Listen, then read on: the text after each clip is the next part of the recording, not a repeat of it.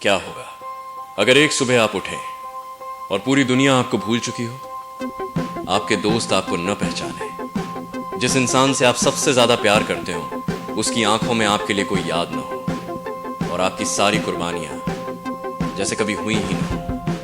दोस्तों, आज की कहानी एक सुपर हीरो की नहीं, एक टूटे हुए दिल की कहानी है। एक ऐसे लड़के की कहानी जिसने पूरी दुनिया को बचाने के लिए अपनी पूरी दुनिया खो दी।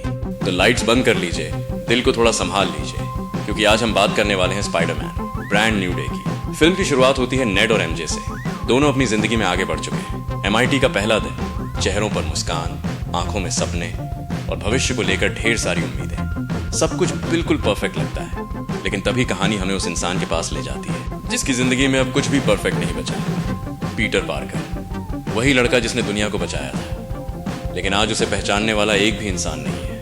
दोस्तों, सोचिए, आप अपने सबसे अच्छे दोस्तों के सामने खड़े हो और उन्हें आपका नाम तक याद ना हो। पीटर के साथ यही हो रहा है। वो मुस्कुराने की कोशिश करता है, लेकिन उसके अंदर का दर्द उसकी आंखों में साफ दिखाई देता है। वो एमजे को देखता है, लेकिन अब वो उसके लिए सिर्फ एक अजनबी है। और यकीन मानिए, ये दर्द किसी भी सुपर विलन से ज्यादा खतरनाक है, क्योंकि दुश्मन शरीर को चोट पहुंचाते हैं, लेकिन अकेलापन सीधे दिल पर वार करता है। इसी दर्द के बीच पीटर की जिंदगी में एक और मुसीबत आ जाती है। उसके शरीर में बदलाव शुरू हो जाते हैं, कुछ ऐसा जिसे वो खुद भी समझ नहीं पा रहा। हर दिन उसके अंदर डर बढ़ता जाता है, उसकी सांसें तेज हो जाती हैं, उसका आत्मविश्वास टूटने लगता है, और पहली बार हमें लगता है कि शायद इस बार स्पाइडरमैन सचमुच डर गया है। यही कहानी में एंट्री होती है डॉक्टर बैनर की। जब वो पीटर की जांच करते हैं तो उनके चेहरे की गंभीरता सब कुछ बता देती है, क्योंकि मामला साधारण नहीं है।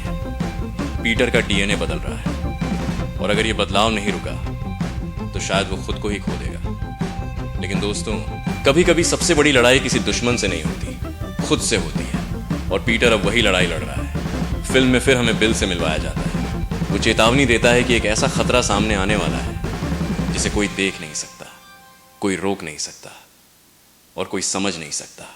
यहीं से फिल्म का हर सीन बेचैन कर देता है। हर पल ऐसा लगता है जैसे कुछ बहुत बड़ा होने वाला है। लेकिन फिल्म की सबसे खूबसूरत बात उसका इमोशन है।